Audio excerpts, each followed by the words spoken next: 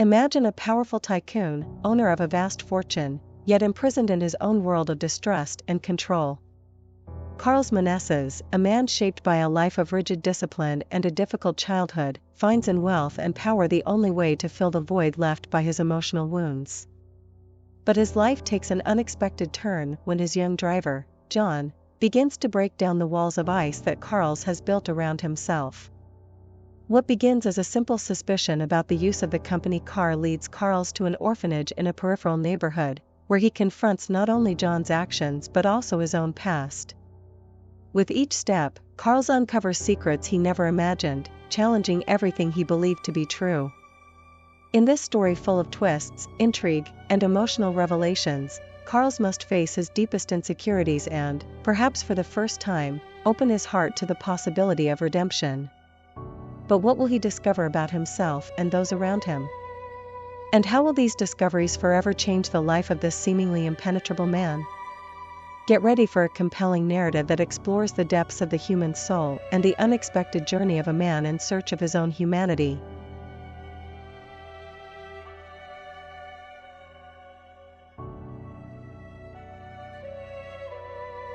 The magnate, owner of the mansion, called his driver to his office.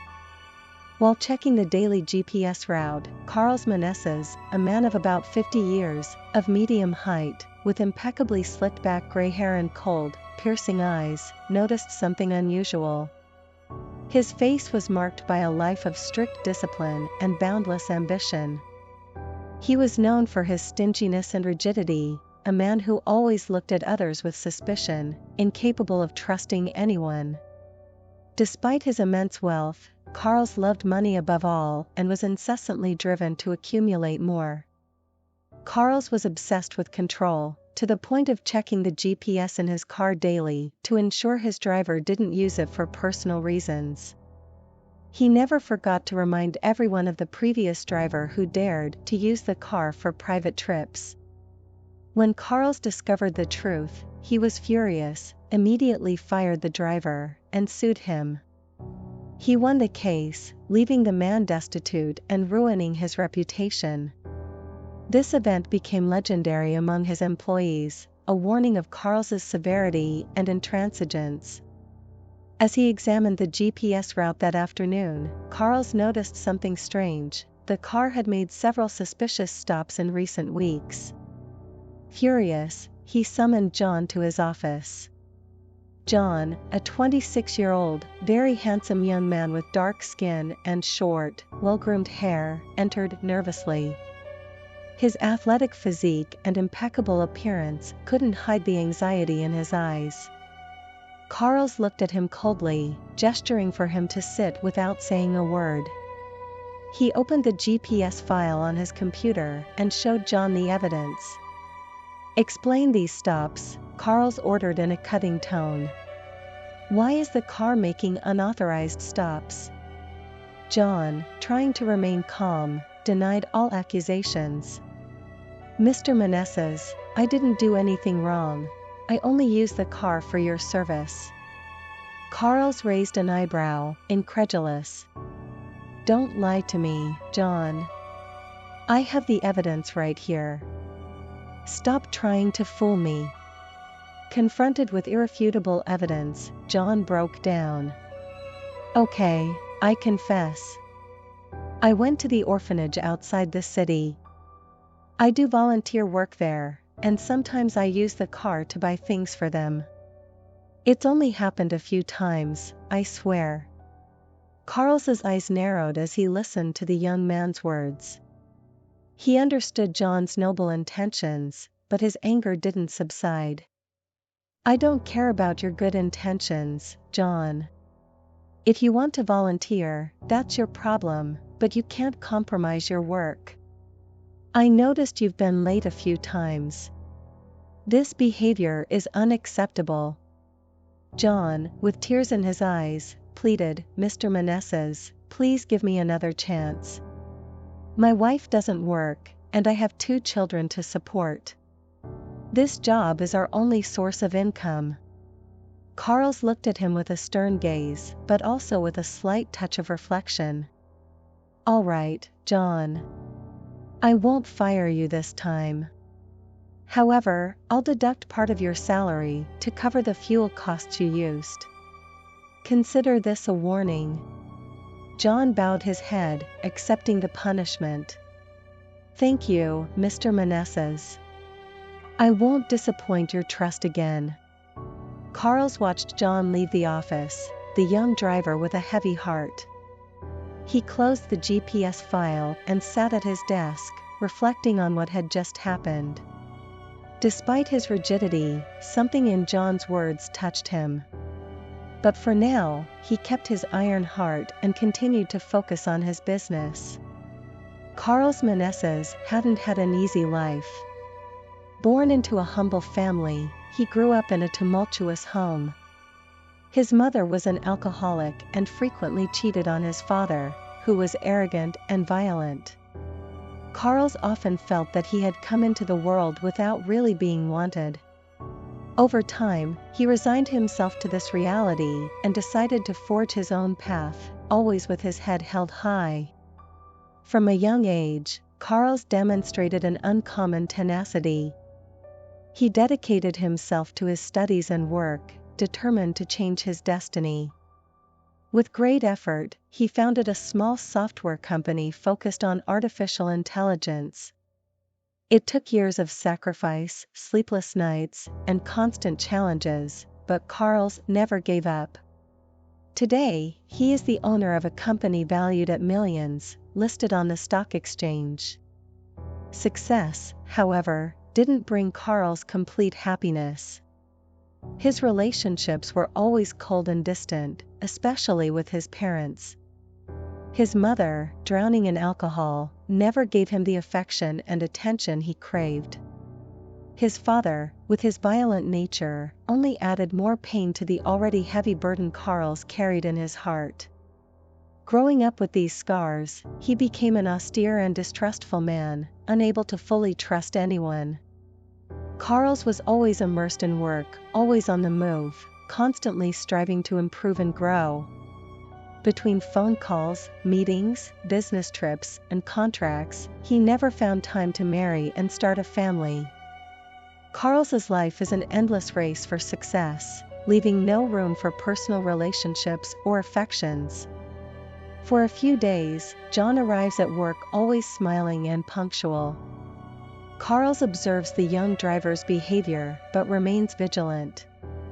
Until one crucial morning, when Carls has an important negotiation with clients, John arrives late. Carls is furious. "After the meeting with the clients, we'll have a talk, and it won't be pleasant," he says, his eyes blazing with anger. John waits patiently outside the elegant skyscraper where Carls has the meeting. He knows that this conversation could decide his future at the company. Meanwhile, Carls is focused on the negotiation. The clients are demanding, but Carls's skill in handling complex situations stands out. The meeting is a success, and he signs a $1 million contract. Satisfied and happy, Carls leaves the building with a rare feeling of relief and contentment. As he approaches John to get into the car, the anger he felt earlier disappears. He's in a good mood, something very rare, as he usually displays a scowl and a severe look, as if he's always angry with the world. "Let's go, John." "Today was a good day," Carls says with a smile that surprises the young driver. It's a rare moment, a pause in Carls's constant rigidity. Perhaps an indication that, despite everything, he still has a human side buried under his hard shell. On the way to the office, John is visibly anxious. His mind is full of worries about his job, especially after Carls's warning. However, noticing that Carls is in a good mood, he decides to take advantage of the positive moment and not bring up the issue that's bothering him. Carls, in turn, is radiating satisfaction. It's rare to see him smiling, and his gaze is relaxed as he watches the urban scene through the car window. He appreciates the storefronts downtown, the people rushing along the sidewalks, each with their own life, and the imposing buildings that surround the area. Normally, when he's in the car, Carl stays on the phone the whole time, visibly stressed and immersed in corporate problems. Today, however, the atmosphere seems lighter. Suddenly, Carl breaks the silence with an unexpected exclamation, "John, take me there now." John, a little surprised, asks, "Where, Mr. Meneses?" Carl replies with a slight irony, "To the orphanage where you say you do volunteer work." John is stunned, unable to understand the sudden and peculiar request. Carl remains calm and, with a smile on his face, says, "Let's see if there really is an orphanage at that address, or if it's a mysterious residence, perhaps of a beautiful lady." He smiles ironically. John, somewhat disconcerted, responds, "A beautiful lady? But, Mr. Meneses, I'm married." Carl, in a cheerful tone, retorts, "And what difference does that make? Anyway, go ahead. Take me there. I'm done with work today." Carl then tells his secretary to cancel all the day's remaining appointments. The orphanage is located on the other side of the city, in a peripheral and popular neighborhood, very different from the elegant administrative district where the financial buildings and upscale offices are. As the journey progresses, the landscape changes, reflecting the stark contrast between the two worlds. When they arrive at their destination, a group of children is playing soccer in the orphanage's courtyard. Upon recognizing the arrival of a car driven by John, they wave excitedly, as if it were a grand celebration for them. The children's contagious joy contrasts sharply with the surroundings. The orphanage's structure is visibly deteriorated, the building seems to have been abandoned to its fate. The exterior walls are peeling and covered in graffiti, and some windows are broken or missing panes. The roof, partially disintegrated, reveals cracks and areas exposed to the elements. The surrounding environment is disorganized, with neglected gardens and an overall sense of abandonment. Despite the dilapidated appearance, the children's laughter and warm reception add a touch of hope to the desolate scene. Carl steps out of the car, feeling the sudden burst of daytime heat. He cautiously observes his surroundings, the streets and the orphanage, which seem to have been left behind by time. This scene brings back memories of his own youth, when he lived in a similar neighborhood where life was tough, and need was constant. He remembers always having to be on alert to avoid being robbed. As he contemplates his surroundings, Carl realizes how much he has managed to change his life. He has overcome those days of hardship and want and now enjoys a position of success and wealth. However, he doesn't deny his humble origins, on the contrary, they are a source of pride for him. John greets the children, gently patting the back of Felipe, the boy who has lived at the orphanage the longest. Felipe is 14 years old and has been on the adoption waiting list since he was 2. He suffers from seizures, which have driven away many families that could have been his adoptive parents. Families usually seek the best, as if children were commodities and not human beings with feelings and needs. Carl approaches John and asks, "So this is where you come to help?" John hesitates a little before responding, "Yes. My wife Renata comes here every day to help prepare lunch, while when my job as a driver allows, I come too." Carl smiles but remains silent. He watches the children running after the ball as if they were chasing their dreams. Each of them carries a story of hardship, broken homes, complicated families, and often terrible abuse. Some lost their parents in car accidents, others were removed from their homes to prevent further abuse. Despite this, the joy and innocence in the children's eyes contrast sharply with their painful stories. Carl admires their ability to find happiness and hope even amid adversity. He reflects on how, at times, he should be inspired by these children who face their difficulties with a genuine smile, while adults often feel crushed by smaller problems that seem to make the world collapse around them. With these thoughts in mind, Carl feels touched by that simple and true reality, something he rarely experiences in his world full of business and constant pressure.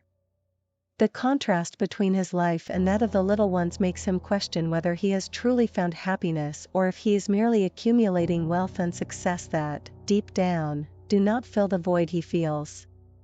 As Carl and John walk through the orphanage, Mrs. Maggie approaches. She is a woman of about 50 years old, with a contagious smile and an air of genuine joy despite the hardships. Her presence radiates warmth and welcome. "Good morning, John. What a pleasure to see you here," says Mrs. Maggie, extending her hand to greet John. John, with a shy smile, introduces Mrs. Maggie, "This is Manessa's, my boss. He's curious to see the orphanage where I do a little volunteer work." Mrs. Maggie smiles even more and, with an affectionate gesture, puts her arm around Carl's. "Very nice to meet you, Mr. Manessa's. Come, I'll show you our little home." Carl follows Mrs. Maggie, attentively observing as she guides him through the different areas of the orphanage. They pass by the dining room, where the tables and chairs are simple but well cared for. Mrs. Maggie explains that, with the few funds available, the place is maintained with much effort. "This is our dining room. The meals are simple but nutritious," says Mrs. Maggie. "This is where the boys gather to eat and socialize." They move on to the dormitories, where up to 20 children sleep together in large bunk beds. "The dormitories are quite basic," explains Mrs. Maggie. "We don't have air conditioning, and if we're lucky, we have 2 or 3 old fans working. They need to serve all 70 boys who live here." Carl listens attentively without interrupting. Mrs. Maggie continues to show the different spaces, speaking passionately about the work they do. She tells emotional stories of children who found a temporary home at the orphanage after going through terrible situations. "We do everything we can to keep this place running," says Mrs. Maggie with a concerned look. "Unfortunately, we need renovations, but funds are always scarce." During the return trip, silence predominates in the car until John, a little embarrassed, decides to speak. "Mr. Manessa's, you look a lot like Mrs. Maggie." Carl, surprised by the comment, immediately responds, "What nonsense, John? The sun must have gotten to you." But John, with a firmness that catches attention, insists, "I'm not talking about physical appearance, but the look. You both have the same eyes, the same look."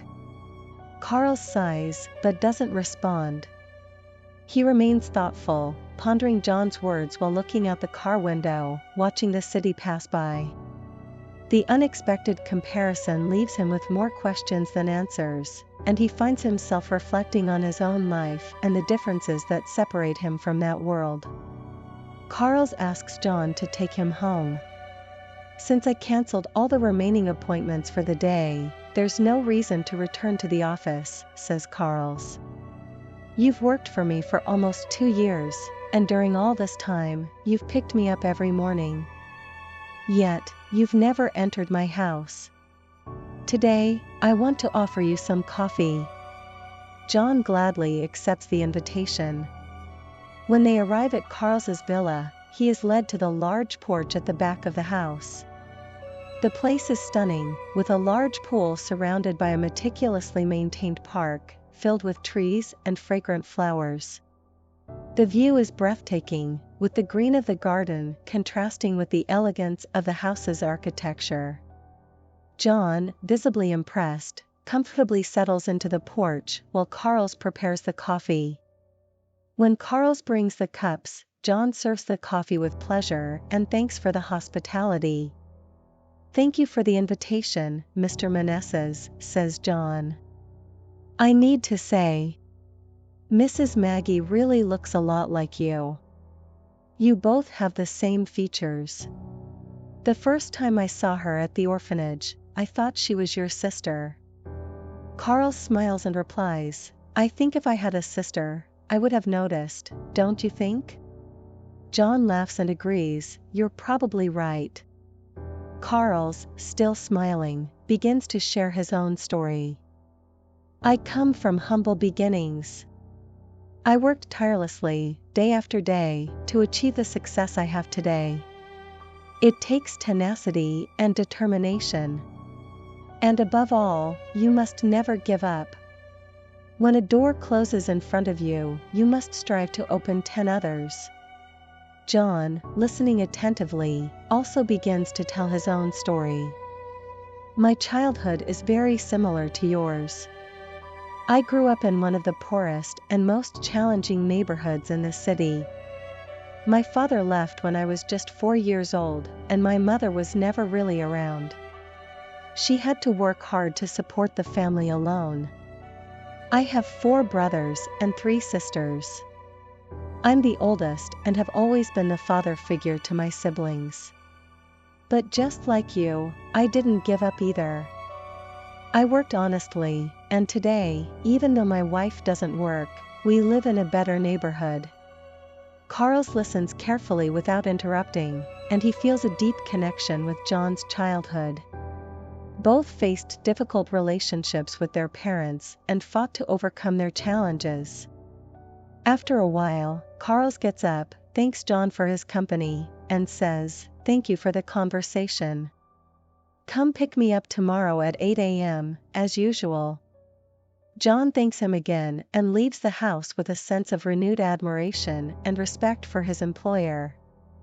Carls can't sleep, but for the first time in many years, it's not because of work issues. He can't stop thinking about John's reflection on the great similarity between him and Mrs. Maggie. But soon after, tossing and turning in bed, Carls thinks, almost falling into a deep sleep, what nonsense. The next morning, John, punctual as ever, arrives at the Manessa's mansion in the car. Carls asks, but do you really believe I look like Mrs. Maggie? John replies with conviction, yes, Mr. Manessa's, I believe so. Carls reflects for a moment and then says, I never thought about doing charity work. Do you think I'm a bad person for that? John quickly shakes his head. No, Mr. Manessa's. Charity must come from the heart. Carls raises an eyebrow. Are you implying that I don't have a heart? John, worried that he might have offended his boss, quickly responds, I didn't mean that, Mr. Manessa's. I just think you have the heart to do other things, that's all. Upon arriving at the company headquarters, Carls tells John to follow him to his office. Once inside, Carls fills out a check and shows it to John. Look, this is my good deed for the day. A check. I'll take it to Mrs. Maggie today to show you that I also have feelings. John is pleasantly surprised and nods in agreement. Later, they return to the orphanage together, and when Carls hands the check to Mrs. Maggie, she turns pale, incredulous.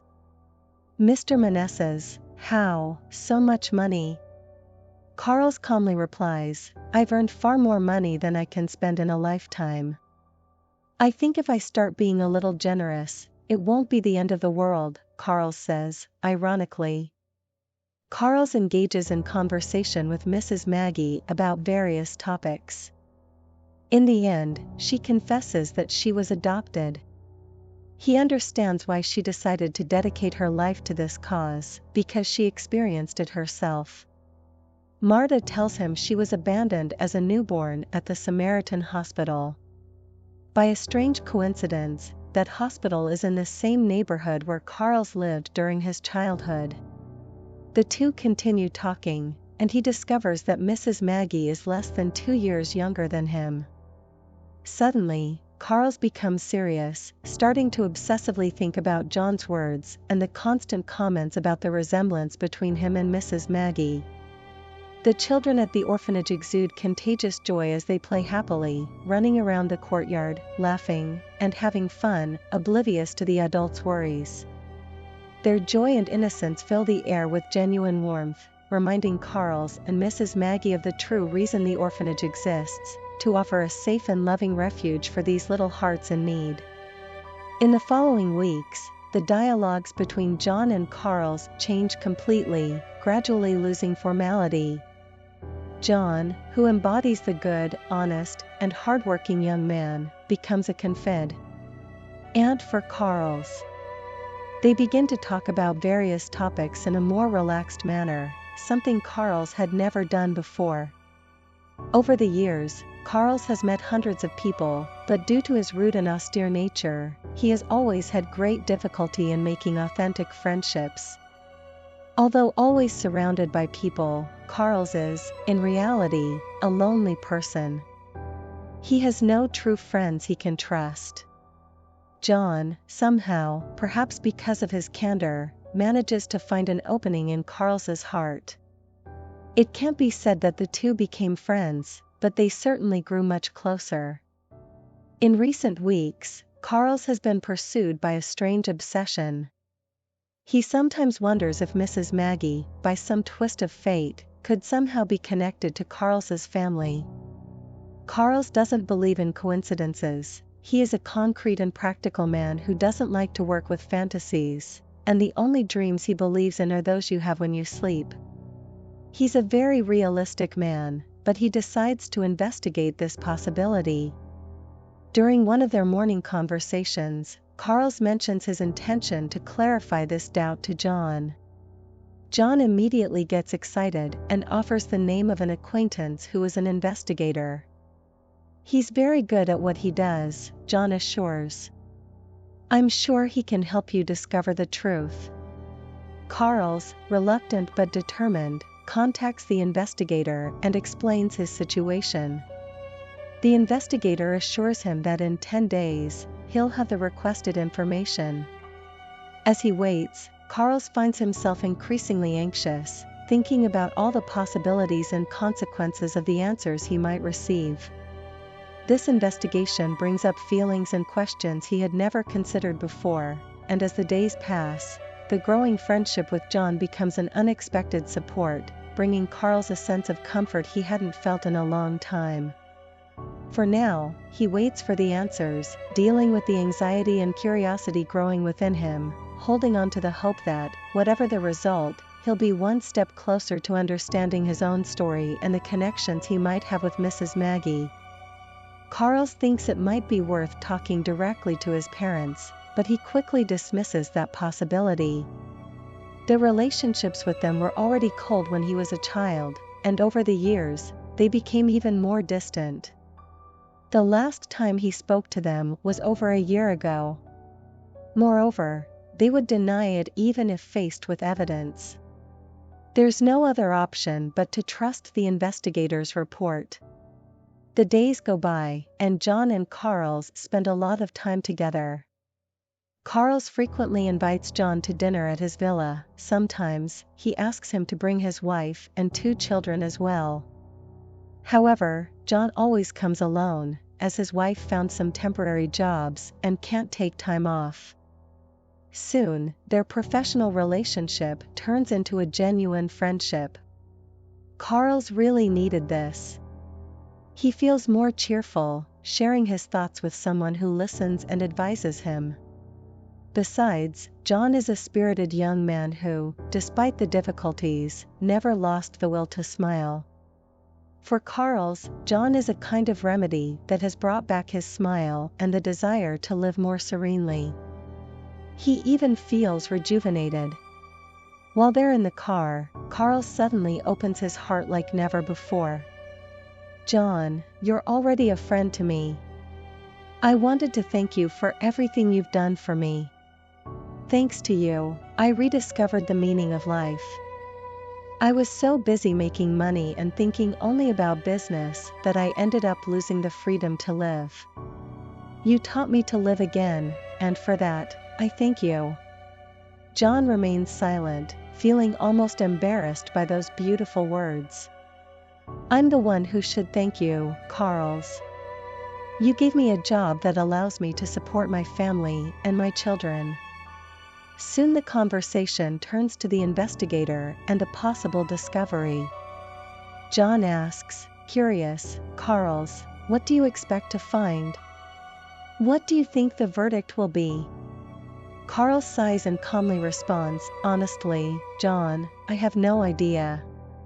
I'm just trying to understand the truth, whatever it may be. John hesitates. Do you think Mrs. Maggie could be your sister? Carls is cautious in his response. I don't know, John. It's a possibility I can't ignore. I'm ready to accept whatever situation arises. Life has strange ways of surprising us.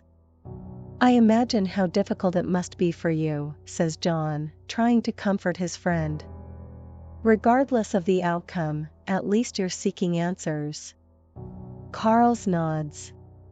Yes, and whatever the truth is, I'm determined to face it with my head held high, responds John, with a reassuring tone of voice. I'm here for you, Carls. No matter what happens, you can count on me. Thank you, John. Your friendship and support mean a lot to me, Carl says, smiling gratefully. 10 days after the first meeting with the detective, Carls finally receives the long-awaited call. After briefly talking to the investigator, they decide to meet at Carls's mansion immediately. Carls informs John about the news, wanting his presence as moral support. When the detective arrives at the mansion, Carls and John receive him in the living room. The atmosphere is tense, filled with expectations and fears. Mr. Menezes, I have some significant news, begins the detective with a solemn tone. Carls looks at him intensely, his hands slightly trembling. Please, tell me. After a thorough investigation, I can say with certainty that Mrs. Maggie is your sister, reveals the detective. John widens his eyes, incredulous. My goodness. He murmurs. Carls is speechless, his mouth slightly open. The detective continues to explain, it turns out that your mother, a few years before you were born, had an extramarital affair. When your father found out about the pregnancy, he forced her to give up the child. He would never accept raising a daughter that wasn't his. All of this happened before I was born? Carls asks, trying to grasp the enormity of the revelation. Exactly, confirms the detective. Mrs. Maggie was abandoned at the Samaritan Hospital and was later placed on an adoption list. At 3 years old, she was adopted by a couple. John, surprised, shakes his head. This is unbelievable, he says, trying to find the right words. Carls, how are you feeling? Carls stares straight ahead, still stunned. I don't know what to think, John. It's a lot to process. Sensing that his work is done, the detective gets up. Mr. Menezes, if you need anything else, I'm at your disposal. It was a pleasure to help you. Carls recovers slightly and nods. Thank you for everything. Really, thank you. After the detective leaves, John and Carls remain silent in the room, each immersed in their own thoughts. The room seems bigger, emptier, as they try to absorb the newly received revelations. John looks at Carls, his expression serious, but his eyes shining with excitement. When do you plan to tell Mrs. Maggie? It'll be a shock for her, but in the end, she'll be extremely happy. After all these years, she'll finally be able to hug the brother she didn't even know she had. John smiles, visibly moved. Carl sighs, a mix of anxiety and happiness on his face. All right, I'm still stunned because the news is extremely shocking. But it's a joy that suddenly a sister has entered my life. Tomorrow, I'll tell her. The two hug each other fraternally. The bond between them is now stronger than ever. The next morning, early on, John accompanies Carls to the institute where Mrs. Maggie works. They enter Mrs. Maggie's small office, which has a tiny window and a noisy fan that barely turns. The environment is simple but welcoming. Carls gently takes Mrs. Maggie's hands. "I came here to give you some surprising news." She looks at him, curious and slightly apprehensive. "What is it?" she asks, her voice filled with anticipation. "I did a personal investigation and discovered that you're my sister, a blood sister, without a doubt." Mrs. Maggie is stunned, her face changes color, and her gaze becomes distant for a moment. Her breathing becomes heavy, and she shakes her head, trying to process the information. "But how? After all this time? But are you sure?" Her voice is a mix of disbelief and hope. Carls looks into her eyes, conveying assurance. "Yes, absolutely sure." The investigator found irrefutable proof. The two embrace, a hug that seems to want to recover the lost time. Tears roll down Mrs. Maggie's face as she holds Carls tightly, as if afraid he might disappear. "We have so many things to talk about. We have 50 years of stories to share," she says, her voice still choked with emotion. Carls smiles, the happiness evident on his face. "We have all the time in the world now." He pauses, turns to John, and adds, "If it weren't for you, dear John, with your theories about our resemblance, I would never have found my sister. I'll always be grateful to you for that. Thank you from the bottom of my heart." John, who had been quietly observing the scene, feels a wave of emotion. He blinks to hold back the tears and responds, his voice trembling, "You don't need to thank me, Carls. Seeing you two together is the greatest reward I could have." Mrs. Maggie moves a little away from Carls, still holding his hands, and looks at John. "You were the angel who brought my brother back to me." "Thank you, John, truly." Carls and John exchange a meaningful look, and once more, John feels the warmth of gratitude in his chest as he sees the joy in his friend's eyes.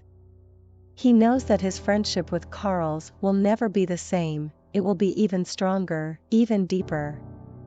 Carls then turns back to Mrs. Maggie, his eyes full of brotherly love. "Marta, let's make up for the lost time. I want to know everything about you, your life, your achievements, and your challenges. And I want you to know everything about me too." Mrs. Maggie smiles, a smile that lights up her entire face. "And I want to know everything about you, Carls. We have so much to share, and from now on, we'll do it together." The conversation continues, full of laughter, tears, and shared memories. Each word is a step towards a new beginning, a fresh start as siblings.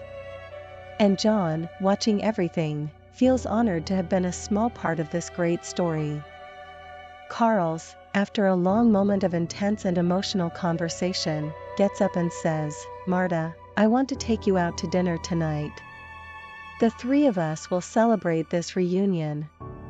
John, surprised, quickly responds, "I'd love to, but I need to check if my wife can come too. She'll want to meet your sister, Carls." Mrs. Maggie laughs, still wiping away tears. "It'll be a pleasure to meet her, John. And I want to meet everyone who's important to you." Carls smiles at John. "It's decided then. Let's make this an unforgettable day." As they leave Mrs. Maggie's office, the feeling of a new beginning surrounds them all. Carls looks at John and Marta and feels that his life is finally complete. John, walking beside Carls, knows this is just the beginning of a beautiful and lasting friendship. John, Carls, and Marta spend the evening together. Unfortunately, once again, John has to be without his wife's company as she's working. Before leaving, Carls hands another check to Mrs. Maggie. Give this to the Institute, and there will be many more, you can bet on it. When Carls returns home, he's exhausted. The emotions of that day were enormous, but at the same time draining. The next morning, he wants to surprise Marta and plans to stop by the orphanage to offer her breakfast. He'll have to take a taxi this time, as John took the morning off to go to the dentist. Upon arriving, he notices that his car is parked in front of the entrance. Carls is surprised to see the car there, but he quickly assumes that John stopped by before going to the dentist and feels happy because now he'll have the chance to offer breakfast to him too. The children are playing, as usual. Felipe, the 14-year-old boy who has lived at the Institute forever, approaches and asks, "Are you John's boss?" "Yes," Carls replies, smiling. "He's talking to Mrs. Maggie right now." "He's in her office," says the boy. "Have you known John for a long time?" "He and his wife have been volunteering here for a few years, right?" Carls asks. Felipe furrows his brow, surprised. "I don't know anything about his wife. She's never been here. I didn't even know he was married. I know he lived here for many years before being adopted." Carl struggles to process Felipe's words. He's disoriented and confused. "Come, I'll take you there," Felipe says politely. Carls enters the building and walks down the long corridor. As he approaches Marta's office, he notices that the door is ajar. He hears raised voices, they're arguing. Without being noticed, he peeks inside. It's John and Marta, and they're fighting. "I get 40%. That's what we agreed on from the start," exclaims John. 30%, she counters angrily. And Marta adds, "We need to reconsider our profits, dear, because we can't pocket everything we collect from donations. At least a small part has to go to the Institute. Without me, you wouldn't collect a cent. I'm the one who finds the fools to deceive, who always has to act and call that guy, what's his name, to play the role of the investigator. But I'm the one who studies which victims to choose," she says irritably.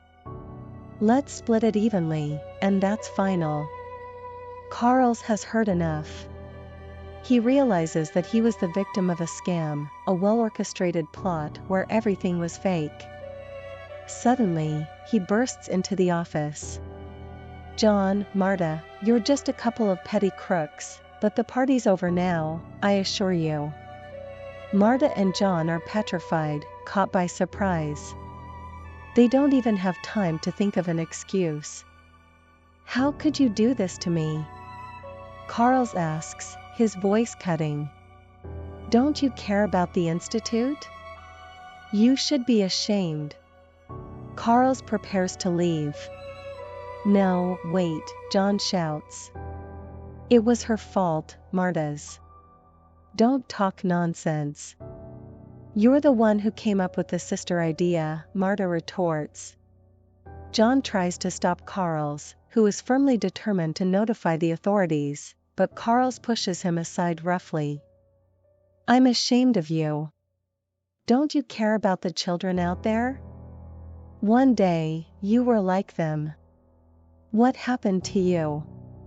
John is speechless. Carls quickly moves away and sees all those innocent children. He stops and takes a deep breath, feeling the weight of the recent revelations. He looks at the children playing, laughing, and living their lives, unaware of the lies and deceptions around them. In his heart, he decides that he'll never let something like this happen again. He commits to protecting those who can't protect themselves, fighting for justice, and being the change he wants to see in the world. Carls walks out of the orphanage, feeling a new strength within him. The children continue to play, oblivious to what just happened. He knows that, despite being betrayed by those he trusted, he can still make a difference. And at that moment, he promises that he'll use his power and resources to do good, to help others, and to ensure that truth and justice prevail.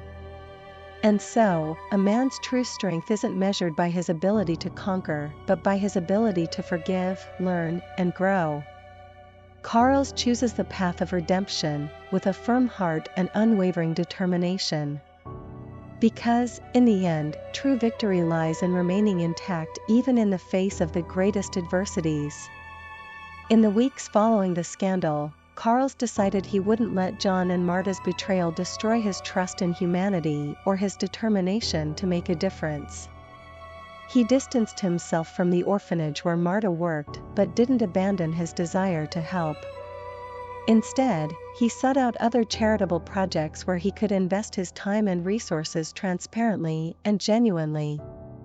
Carls found a new orphanage, managed by a trustworthy institution, and dedicated himself to supporting this new cause.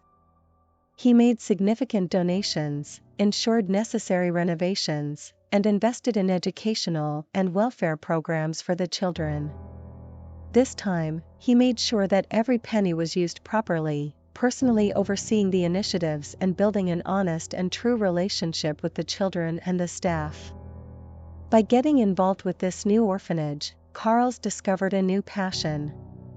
He became a mentor to many of the children, sharing his own life experiences and teaching them about resilience and perseverance. Carls found renewed purpose and genuine joy in seeing the positive impact of his actions on the lives of those children who really needed help. Over time, Carls Menezes's image changed. He went from being a magnate known for his rigidity and stinginess to a respected and admired philanthropist. And so, by transforming the lives of the children, Carls also transformed his own, finding a sense of peace and fulfillment he had never known before. I hope you enjoyed this story full of twists and emotions. If you liked it and want more exciting narratives like this, don't forget to give it a like and subscribe to the Stories Life channel. Here, each story is a new adventure, and we are always ready to surprise you. Also leave your comment on what you thought of the story and suggestions for future narratives. See you next time.